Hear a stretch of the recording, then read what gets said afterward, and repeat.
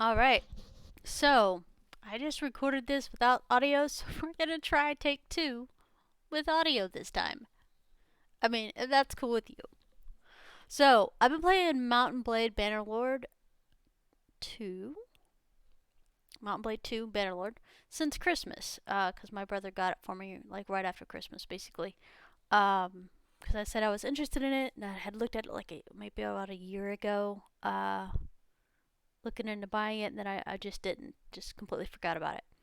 But I saw my brother was playing it pretty frequently, and I'm like, "Hey, bro, is that any good?" And he's like, "Yeah, man, I've been playing it. I've been playing it quite a bit. I'm really enjoying it." And then I told him, like I said, I thought about it a year ago about purchasing it when it was in, just in a couple of the articles and stuff that I've read. And anyway, he ended up purchasing it for me, so I played it like crazy. I have like 80 something hours in it already. Um, anyway, so today's the 12th. And I've been playing beta and not just the main branch. So beta 1.5.7 patch came out today, and so I'm gonna go ahead and read over the notes. It's gonna be a little bit long, and because it took 28 minutes or something like that last time I recorded it to do this, so let's get in there. So a minute 30, let's go. So single player, they fixed a lot of crashes and a lot of bugs this patch. So there's numerous amounts of them. Basically, when the guy was rescued by the main hero of the tutorial phase, they fixed a crash. So all these right here are fixing crashes. When a player tried to enter some Empire villages during a scene loads due to navigation mesh, while recruiting a mercenary company from a neutral army, after attacking caravans or villagers as a mercenary, press and hold the function while picking up with the F key. So all those calls crashes and they fixed them. When a companion was solving help with Outlaw's quest, so all that's been fixed. They also fixed a bug that caused the game to crash during barter. So this is all in single player right now. They do have multiplayer notes, which we'll get to in just a minute. So performance. Some of the performance boosts in this patch have been really nice. So they fixed a rendering of snow in some places in the world map, a memory leak which occurred after entering a battlefield. Memory allocation optimizations were made on campaign maps to reduce frame rate drops. Campaign performance improvements. So, like I said, there's more down below as well. They did some more improvements. So, save time has been reduced slightly, as well as game optimization for the save game. They've fixed some minor text files. The Turkish and Chinese languages both have updates. They added 2 new Sturgian light armors and a new Battanian scale armor. They did visual improvements to swap and 1 Highland battle terrain, because as you know, they've added quite a bit of battle terrain, so it's not just the same old scene over and over again. They did some improvements on the Battanian houses. They fixed various armor clipping issues. They did visual improvements to Valandia arena models and various interior building models. Fixed a bug that caused beggar agents to spawn more than they were seen beggar spawn points. They fixed one of the nav meshes for the Valandian castle. Improved player clan member spawning locations and settlements. Various village improvements.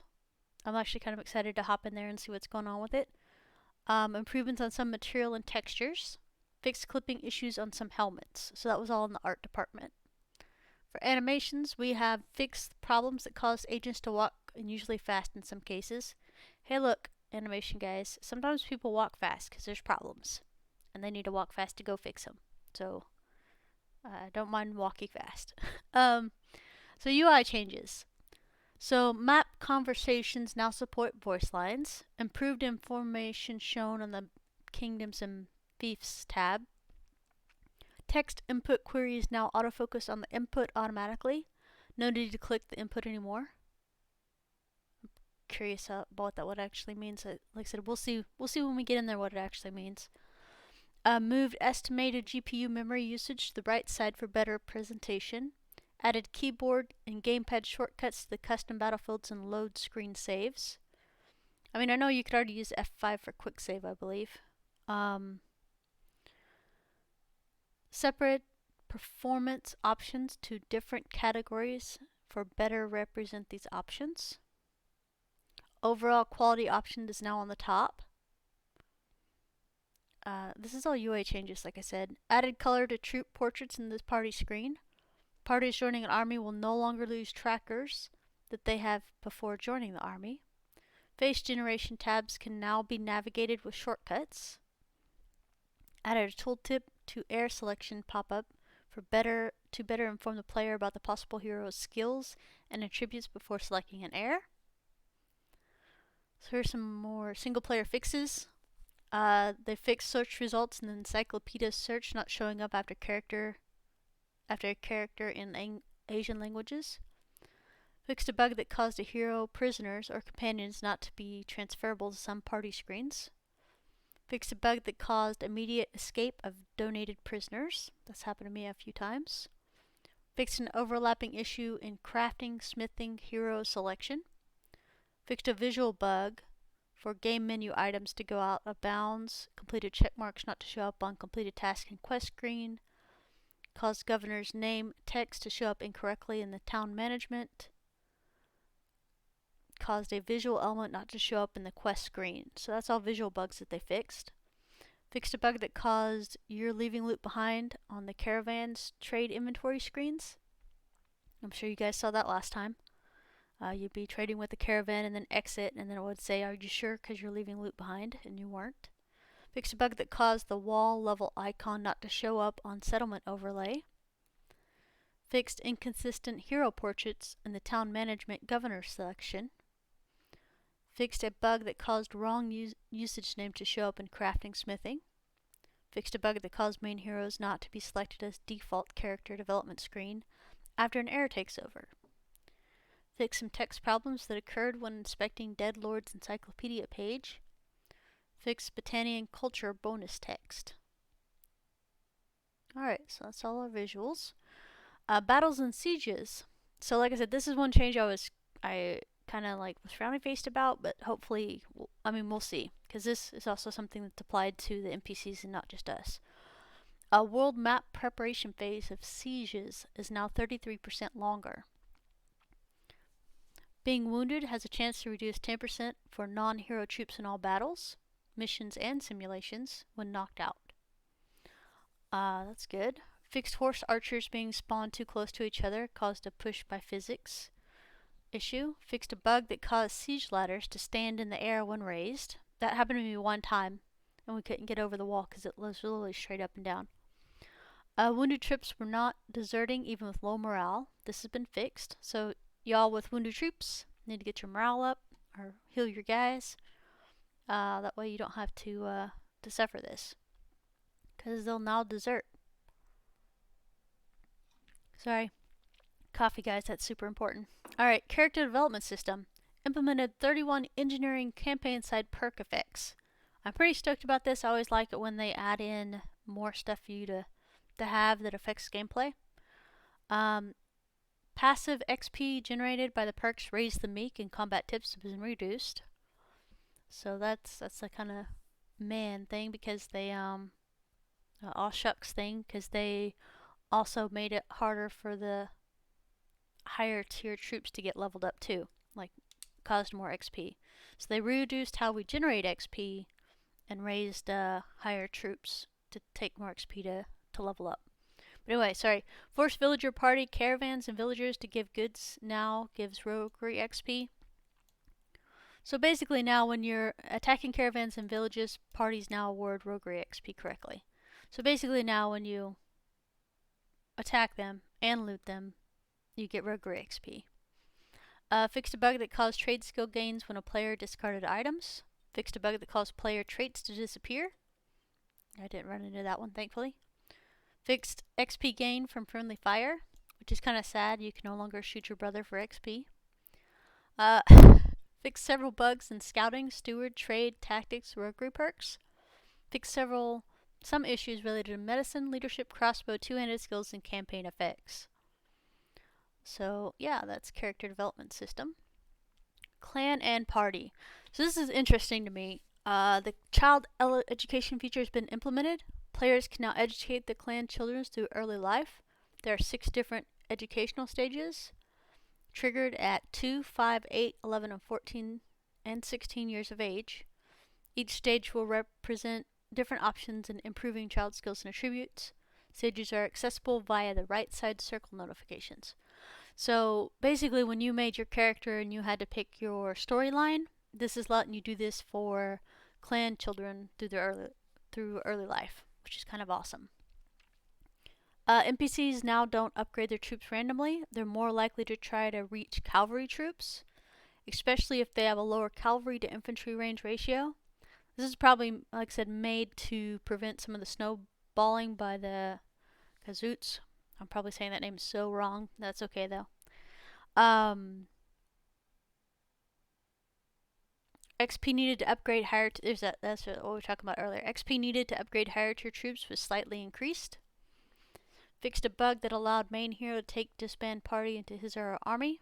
Fixed a bug that didn't allow the player to assign his or her wife as governor and see their equipment. Fixed some issues related to clan member detail locations and clan tab. Fixed incorrect income calculations on the clan screen. Fixed a bug that allowed companions to die while death was disabled. Fixed a bug to prevent castle governors from gaining steward XP. I was actually curious about this one because I did have a lot of my castle governors not gain any steward XP, and if you're governing, you're a steward. So I'm glad that they fixed that. Fixed kingdom eligibility tiers shown less than the actual value bug. Okay, so your kingdom tier was not as quite as high as you thought it might be. It's been fixed. Fixed a bug that caused parties in the army to recruit from raided villages. Kingdoms and diplomacy. There were too many war and peace declarations, and average war duration was short. The war duration is now a bit longer. So I guess they're thinking that if the durations are a bit longer, then the time between peace and war can also be longer, so it's not flip-flopping so badly. But that makes me wonder if there'll be a war even longer than... It says war durations are now longer. But nothing about peace declarations being longer. Okay, factions which lost territories were usually requiring high tribunes to establish peace. So, these guys lost, but they require high tribunes to establish peace. Or they were declaring new wars while already being in one. Weakened kingdoms now are not that aggressive. So they won't demand super high tributes to establish peace, and they won't be declaring wars willy-nilly while they've lost territories and stuff like that. So that's great. Relationships between lords now also affect their target selections. If a player has good relation with a lord, that lord is less likely to initiate hostile actions against a player's settlement. While it is still possible, it is less likely. This mechanic applies to AI heroes as well, not just the player. Having cavalry troops within the party provides a speed bonus. The maximum speed bonus achieved through this has been reduced by 20%. So it's been reduced to 40 from 60. So we lost 20% speed bonus with having cavalry troops in our party. This effect bonus causes oh my goodness, I can't say that word. Crusade faction to snowball due to the parties having higher cavalry to infantry range ratio in comparison to other factions. This change will help reduce the snowballing. Okay, so up top it said that they'll try to balance in more cavalry for us. That way, yeah, so that's 2 of the effects that they're doing. So these guys will have less of a movement speed bonus, and our NPC parties will be more likely to upgrade to cavalry type of positions. Okay, so there's that. Alright, rebel hero clans now unable to marry and give birth while they're still rebels. Grazer Right's default policy for Khazaits was changed from +1 loyalty in militia, which was a really good bonus for this policy, to +0.5 loyalty and -20.25 hearth. So this is how much it decreases in your your settlement every day. Instead of getting +1 and +1, you get +0.5 and -2.5 for grazer rights. Okay, with previous patch, banner colors of some minor factions were unintentionally inverted. This problem has been fixed. Clan tiers now rebalance in order to make bell curve between tier 3 and tier 4. Clan tiers are now rebalanced in order to make the bell curve between tier 3 and tier 4. To me that sounds like they just increased it. So, I mean, we'll see. Fix some bugs related to character relations after a rebellion start. Economy and trade. This is like the lifeblood of most of my games, actually. So here we go. We got workshop profits were decreased because of a bug in the latest patch. This bug has been fixed. So workshop profits should now increase / resume what they were supposed to be now that the bug has been fixed. Fixed a bug that caused security to affect settlement taxes unintentionally. Fixed player crafted items piling up in towns. I never had this problem. By the time I came back to another town, they weren't there anymore. So I'm glad they fixed it. Fixed a bug that prevented castles from getting tax bonus from toll collector. So hopefully, I mean, that was two, maybe 3 ways to increase our income. So that's great. Alright, settlement actions. Town, castle, and hideout. Notables were starting with too much power. Nearly all had +200 power, which made them powerful. This has been rebalanced, and 20% are now powerful, while 60 are influential. The probability of NPC parties raiding villages has been slightly reduced.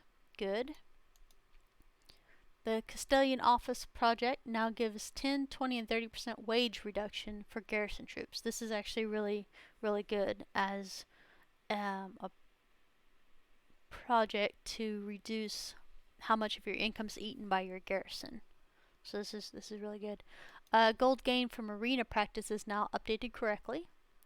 Fixed giving tournament weapons as a tournament prize bug. Oh, so they gave you tournament weapons as a prize? Okay. Well, that's been fixed.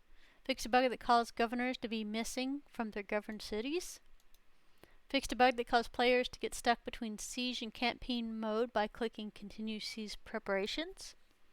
Fixed a bug where empire construction bonus didn't apply due to governors. Actually, I was wondering why this was that. Okay, so good. So here's some quests and issues that have been fixed. I fixed a bug that caused some quests to give multiple rewards. Well, darn. Too bad. I kinda would like to keep that bug, but that's okay. I thought it was a feature.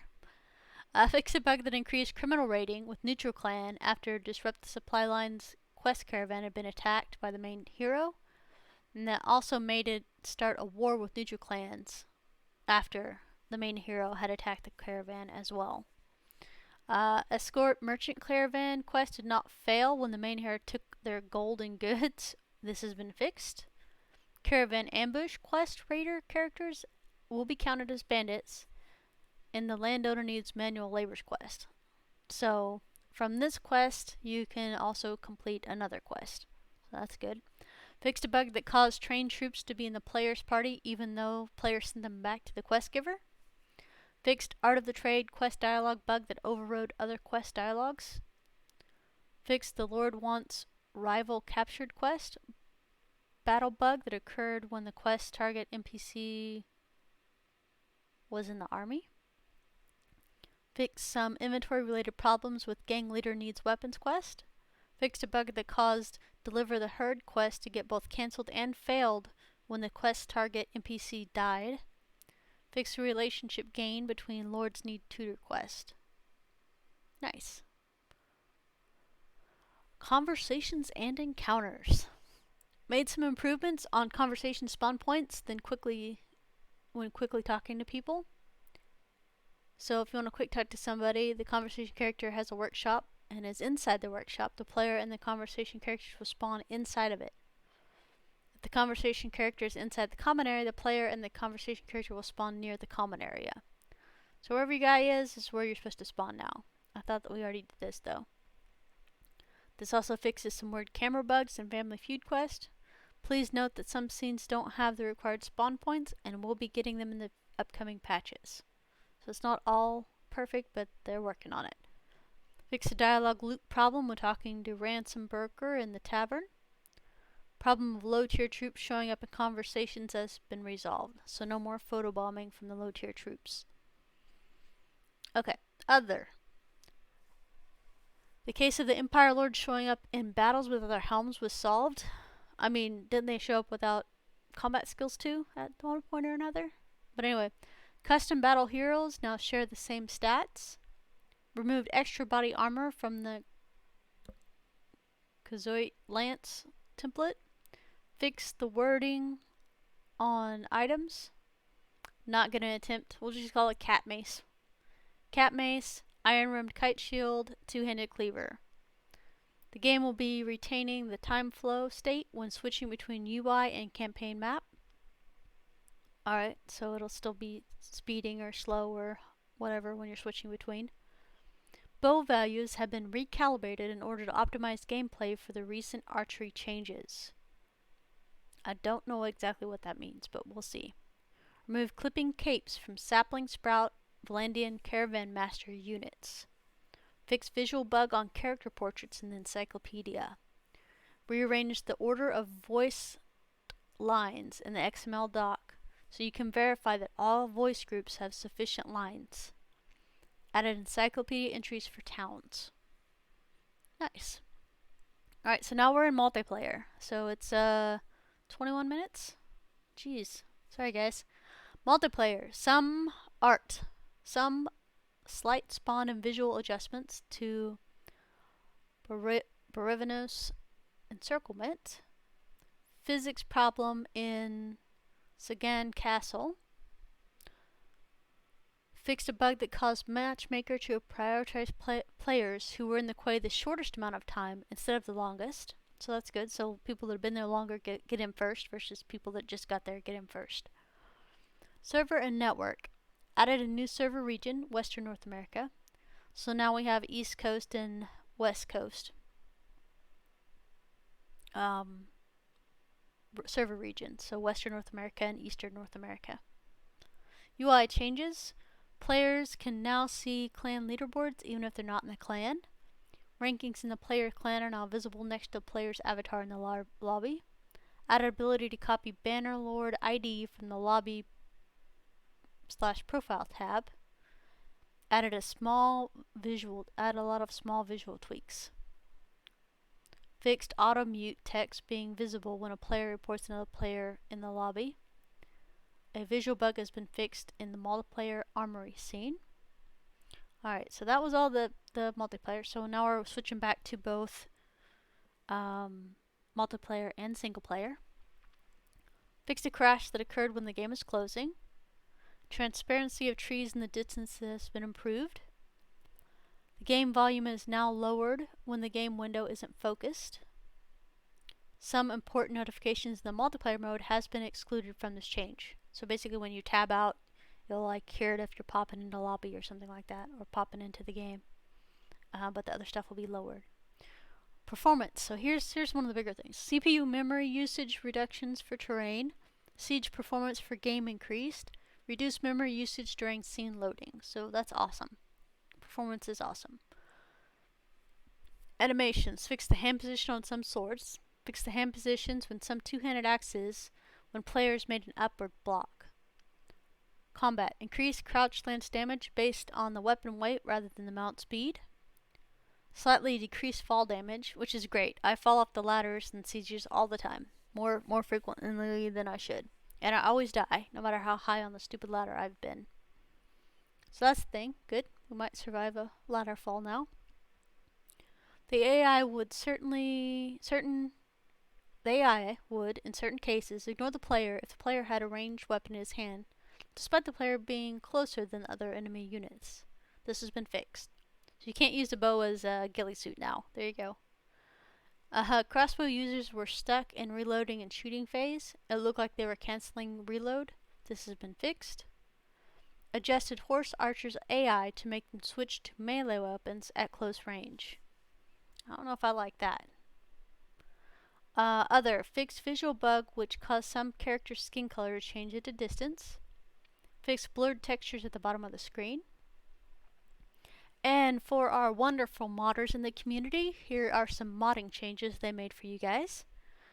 Please keep up the good work. You guys are awesome. So modding. Added label systems to scenes for better error handling. The start mission button now runs error checks before running a scene. Fixed a visual bug which caused some assets to be invisible on high-resolution screenshots. Fixed a visual bug which caused meshes to disappear when entry parent is changed. Refactor. The way equipment, template, skill template, and body properties template were added to NPC characters and main player characters has been changed. Spline road generation tool added to the editor. GI baked levels can now be copied into other levels. Fixed a crash which occurred when terrain painting layer ordering was changed. To prevent future crashes related to mods that have characters in them without defined culture, we made it as a required field. Fixed a save button crash of the cloth editor. Fixed an edge deletion crash of the navigation mesh. Giving the trebuchet script to an incompatible game entry was causing a crash. This has been fixed. Alright. So, we're done with patch notes. That was a lot. But yeah, I've already updated my game for the new beta, and I'll be jumping into play pretty dang soon. So anyway, thanks for sticking around. I appreciate it. This is Gamer Tia, and I will catch you cats later. Try not to get in too much trouble. Anyway, enjoy the game. I'll see you guys later.